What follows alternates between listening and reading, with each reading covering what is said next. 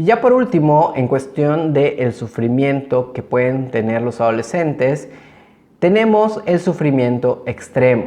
Aquí lo vamos a ver diferenciado de los dos anteriores porque vamos a ver que el adolescente va a pasar por ciertas alteraciones mentales severas que pueden prolongarse hasta la edad adulta. Los dos anteriores pueden, digamos, estar presentes o están presentes en la adolescencia, pero eventualmente pueden pasar. Pero si, por ejemplo, un adolescente con un sufrimiento intenso no se atiende a tiempo o no se hace algo al respecto, puede llegar a el sufrimiento extremo.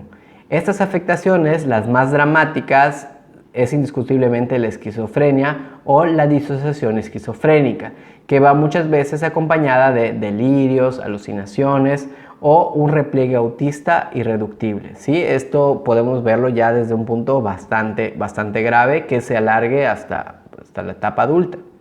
Otras veces el joven está aquejado por alteraciones obsesivas compulsivas, por perturbaciones ansiosas o fóbicas, trastornos de alimentación, ¿sí? Muchas veces son crónicos, depresiones importantes que pueden llevar al suicidio. Sabemos que una de las causas, digamos, más grandes de las personas que suicidan aumenta precisamente cuando existe una depresión.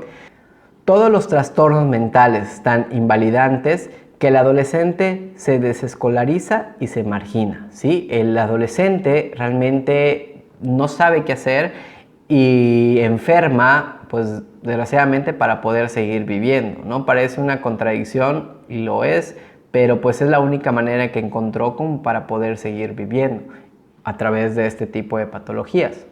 El problema principal, las perturbaciones más graves, las más irreversibles, es sin duda la esquizofrenia. Y sabemos que durante esta etapa de la adolescencia es precisamente cuando empezamos a ver los primeros signos de esa esquizofrenia adulta con la cual nos podemos topar. Es una enfermedad de la juventud y no de la edad adulta, ¿sí? Únicamente vemos ya en la edad adulta los rasgos y las características particulares, pero realmente tienen su origen en la adolescencia. Kraepelin, él decía y se refería a esta como una demencia precoz. Demencia porque el sujeto se recorta de la realidad y produce ideas delirantes.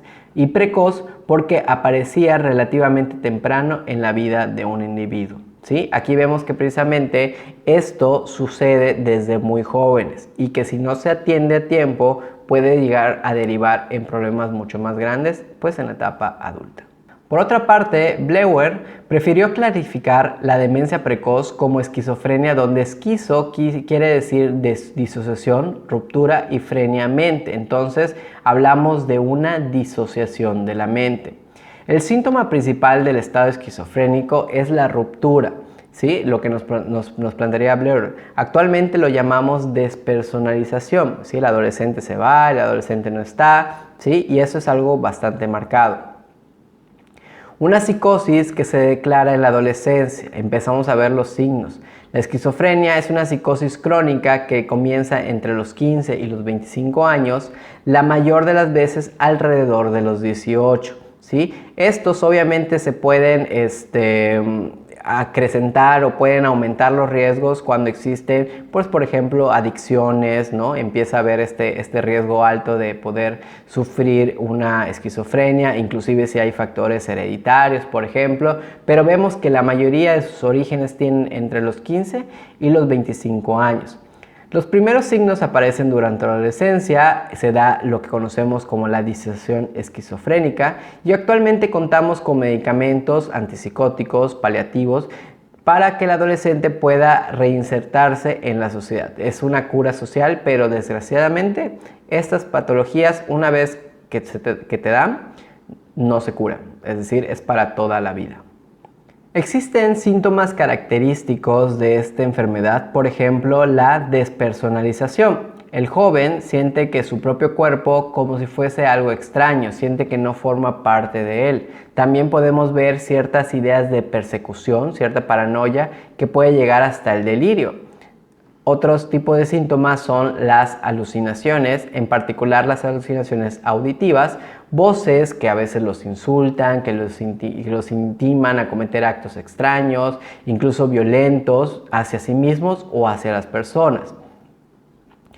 También vemos otros síntomas como las alteraciones discordantes de la afectividad, la inestabilidad emocional o la incoherencia entre la naturaleza de la emoción y las circunstancias que lo suscitan, ¿sí? Digamos que yo me enojo muchísimo por algo que pues era algo sin sentido, o me siento sumamente aterrado por algo que realmente no tendría por qué generarme tanto miedo. Es decir, hay una cuestión que no va de acuerdo entre lo que siento, entre lo que expreso con lo que está sucediendo.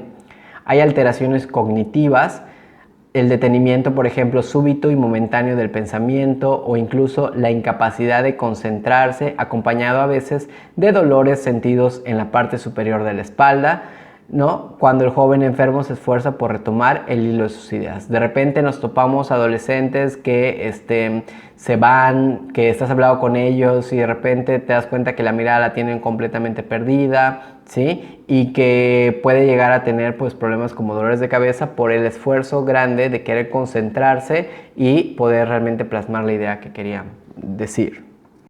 En pocas palabras, podemos decir que este tipo de adolescentes están sufriendo perturbaciones graves. Pero, ¿a qué nos referimos cuando estamos hablando de algo grave? Que la enfermedad que tiene el adolescente es invalidante, ¿sí? El adolescente ya no funciona, ¿sí? Su intensidad es tal que el adolescente ya no puede vivir su vida de la manera en que lo hacía, ya no puede vivir normalmente, su vida cotidiana deja de ser como era, ¿sí? Cuando hablamos de perturbaciones graves es precisamente que algo invalida a la persona y no le permite seguir con su vida de una forma normal, ya sea por la intensidad, por su duración o por lo grande que puede invadir en varias áreas de su vida. Y de esa manera estamos hablando, ¿no?, de una perturbación grave. Entonces, podríamos tener algunos ejemplos dentro de cada uno de este tipo de sufrimientos. Pensemos en un sufrimiento moderado, esta neurosis de crecimiento normal. Imaginemos a una persona joven, ya muy ansiosa, que se repliega de pronto en un mutismo obstinado. En el caso de un sufrimiento ya intenso, que se caracteriza por comportamientos peligrosos, imaginemos a un joven dealer ocasional, por ejemplo, que venda marihuana, cannabis y que es detenido, ¿no?, por los policías, ¿sí? Y también podemos ver a un adolescente con un sufrimiento extremo cuando se caracteriza por tener enfermedades mentales, a un joven con una neurosis obsesiva, por ejemplo, seria, ¿sí? Entonces, son algunos ejemplos que podemos tener de cada uno de estos adolescentes. Sin embargo, hay que recordar que en el sufrimiento moderado, pues realmente es un adolescente normal, que todo el mundo pudiésemos tener este tipo de problemas. Un sufrimiento ya intenso se caracteriza por esas conductas peligrosas, y el extremo estamos hablando de enfermedades graves, es decir, enfermedades que invaliden a la persona.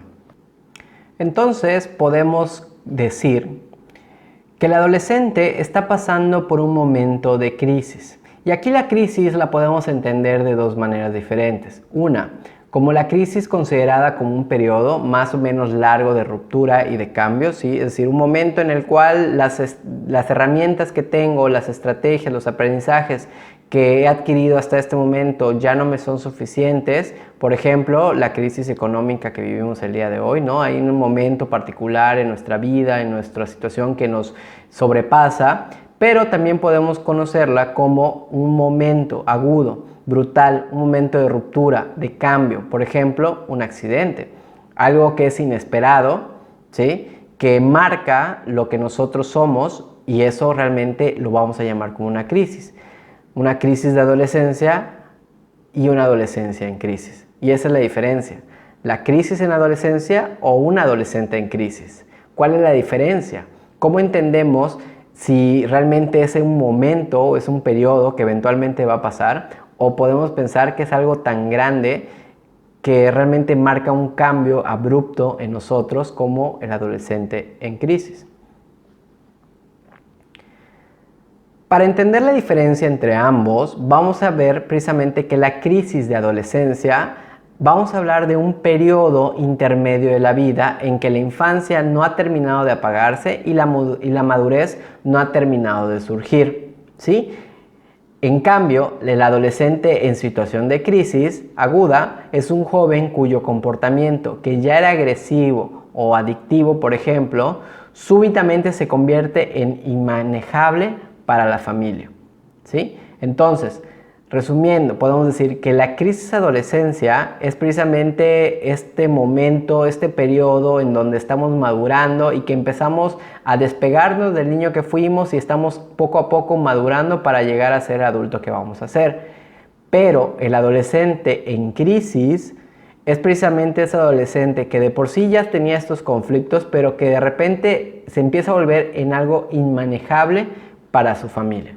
Y nosotros nos vamos a enfocar precisamente en estos adolescentes en crisis y de qué manera vamos a poder realmente ayudarlos a superar esta etapa.